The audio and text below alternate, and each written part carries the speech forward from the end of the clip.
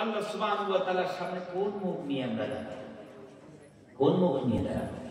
প্যারে হাজির কোন জায়গায় মন লাগাচ্ছে? কবি ওই জন্য সুন্দর করে বলা, জায়গা জি লাগানে কি দুনিয়া नहीं है, जगह जी लगाने की ये दुनिया नहीं है, इबरत की जागे तमाशा गा नहीं है। কবিতার বেলা সুন্দর করে মানুষকে বলতে চাই, হে পৃথিবীর বোকা মানুষেরা, তোমরা কোন জায়গায় মন লাগাও, তোমরা কোন জায়গায় মন বসাও জানো না তোমরা? জায়গা জি লাগানে কি দুনিয়া नहीं है, যেই জায়গায় তোমরা মন বসাও আসলে তো এই জায়গাটা মন লাগানোর জন্য নয়। কেন মন বসাও? ইবারত কি গা है, এটা তো শিক্ষা অর্জনের জায়গা, আমলের জায়গা। তামাশা গা नहीं है, এটা নাট্যমঞ্চ নয়।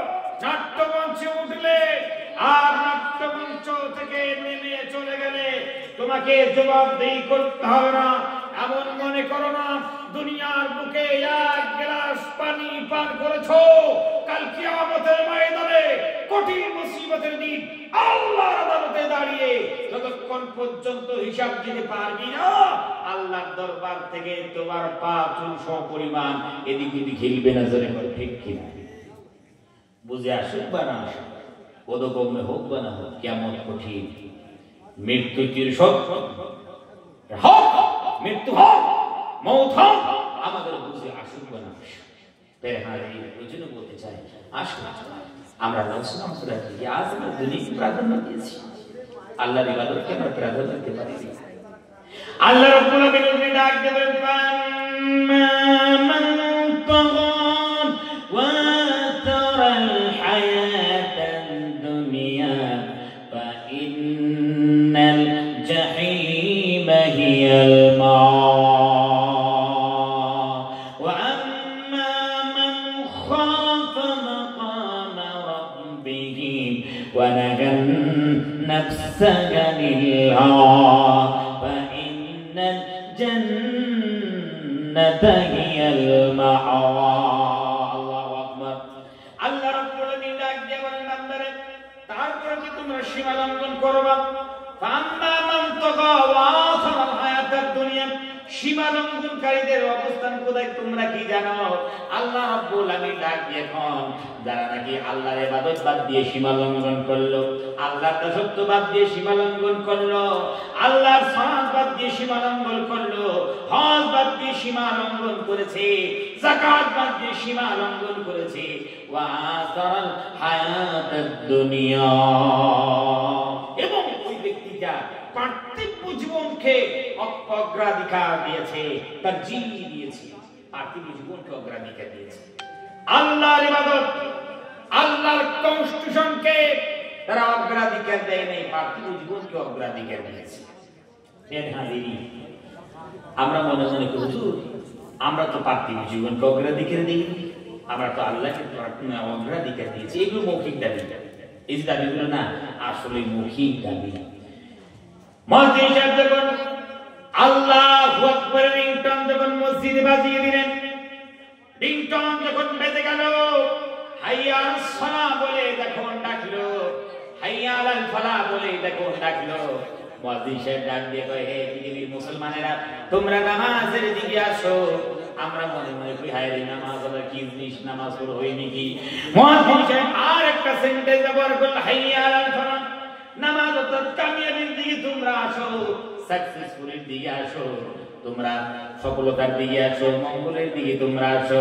একবার দাঁড়াইয়া মুয়াজ্জিন সাহেব আওয়াজ আমরা শুনেছি, সব কিছু শুনেছি, কিন্তু তারপরেও মুয়াজ্জিন সাহেবের আযানের দিকে সাড়া না দিয়া মোটরসাইকেল বার করে, সাইকেলে সওয়ারি করে, আমরা কোদাল খাড়া নিয়ে মাঠের দিকে রওনা দিয়া, চাকরি বাকরির দিকে আমরা রওনা দিয়া বলতে যাই না, মুয়াজ্জিন সাহেব তোমার সফলতা তোমার পকেটে, তার আযান দিয়েছো, একামত দিয়ে নামাজ পড়ে ঘরে দিয়ে শুয়ে পড়ো, আমাদের ওই কামিয়াবি আর দরকার নাই।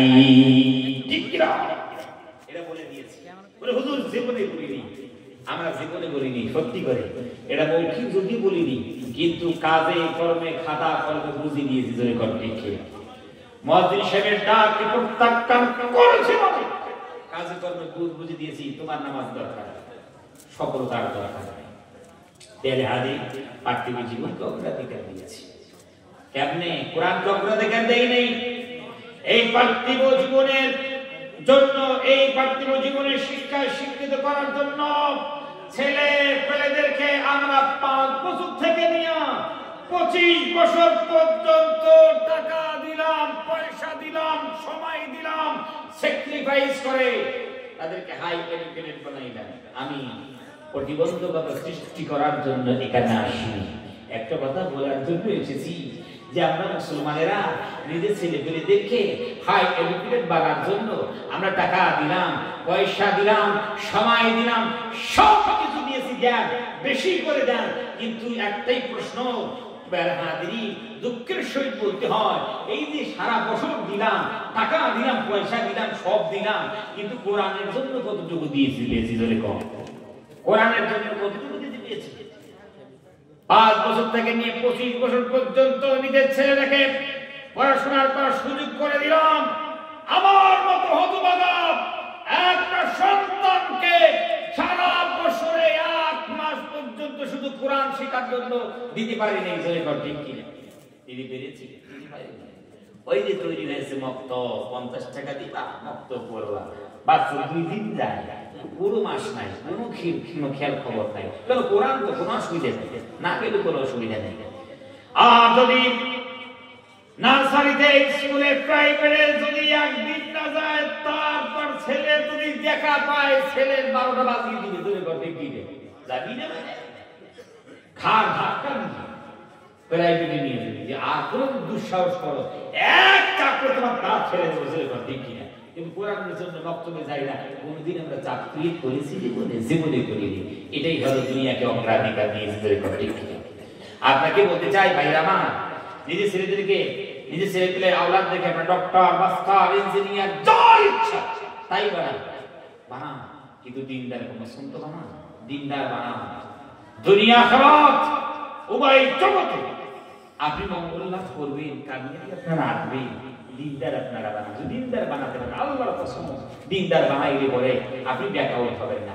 একটা কথা আপনাদেরকে বলি, আপনারা ভালো করে শুনুন, যদি নিজের ছেলেপেলেদেরকে শুধু টাকা পয়সা দিয়ে যদি আপনারা বড় করেন, কি ধরে কম, নিজের ছেলেপেলেদেরকে যদি নিজে শুধু টাকা পয়সা দিয়ে বড় করেন, তাহলে এই ছেলে যত বড় হবে, পিতা মাতাকে ছেলের সামনে মাথা নত করে কথা বলতে হবে, ঠিক কিনা। বেশি বাড়াবাড়ি করবেন তাহলে কিন্তু ডিটেনশন, ওই যে বৃদ্ধাশ্রম অপেক্ষা করছে। আর যদি ছেলেপেলেদেরকে ইলমে কোরআন, ইলমে নবুয়ত দিয়ে যদি আপনারা বড় করেন, আল্লাহর কসম, আল্লাহর কসম, আল্লাহর কসম, এই ছেলে যত বড় হবে তত বেশি সম্মানের সহিত পিতা মাতার সামনে মাথা নত করে কথা বলবে, জোরে কর ঠিক কিনা। ওই জন্য আসি, দুনিয়াকে প্রাধান্য নয়, দুনিয়াতে চলতে হবে। প্যারে হাজিরিন, চলবো কেমনে? যেমন নৌকা পানিতে সাঁতার কাটে, তেমন আমাদেরকে দুনিয়াতে সাঁতার কাটতে হবে। দেখেন, নৌকার পানির মধ্যে একটা সম্পর্ক আছে কি নেই? আছে কি নেই? কিন্তু নৌকায় কি পানি কি কখনো নিজের ভিতরে আসতে দেয়? দেয়। নৌকে যদি পানি আইসে, তারপরে মোটর সেট করে পানিগুলো বার করে দেয়, ধরে কর ঠিক কিনা। জানে পানি ছাড়া নৌকা কখনো চলতে পারে না, পানি ঢুকলে কিন্তু নৌকা বাঁচতেও পারে না, ধরে কর ঠিক কিনা। আমরা দুনিয়া ছাড়া পৃথিবীতে 1 সেকেন্ড পর্যন্ত চলতে পারবো না, কিন্তু দুনিয়া কলিজায় আসলে 1 সেকেন্ড বাঁচতেও পারবো না, ধরে কর ঠিক কিনা। জিন্দা মরা হবো, কি মরা? ধরে কর জিন্দা মরা। ওই জন্য ভাই প্যারে হাজিরিন, যদি দুনিয়াকে আমরা অগ্রাধিকার দিই, আল্লাহ বলে বান্দারে, বা ইন্নাল জাহিমা হিয়াল মাওয়া, তোমার ঠিকানা হবে জাহান্নাম। কোথায় যায়? জাহান্নাম। তো ইনশাআল্লাহ সবাই মিলে আমরা কোরআনকে প্রাধান্য দেব, ছেলেপেলেদেরকে ডক্টর, মাস্টার, ইঞ্জিনিয়ার যা আছে টাকা পয়সা খরচ করে, জমি জায়গা বিক্রি করে হলো হাই এডুকেটেড বানান। হাই একটা কথা বলি যে শিক্ষা আছে, সুশিক্ষার অভাব, ঠিক কিনা? সুশিক্ষার অভাব। আপনার শিক্ষা দেন, হাই এডুকেটেড বানান, কিন্তু ডক্টর, মাস্টার, ইঞ্জিনিয়ার সঙ্গে নামাজি বানান। যেরকম বানাবেন ইনশাআল্লাহ, যেরকম বানাবেন ইনশাআল্লাহ, ইনশাআল্লাহ। সবাই আমরা চেষ্টা করি, কেন জানি না কখন মালাকুল মউত আমাদের কাছে চিঠি খাতা নিয়ে আসে। যেরকম ঠিক কিনা, ঠিক না? কখন তো চলে আসে। বাড়িওয়ালা নাই রে বাড়ি, নাই রে দুনিয়াতে, বাড়িওয়ালা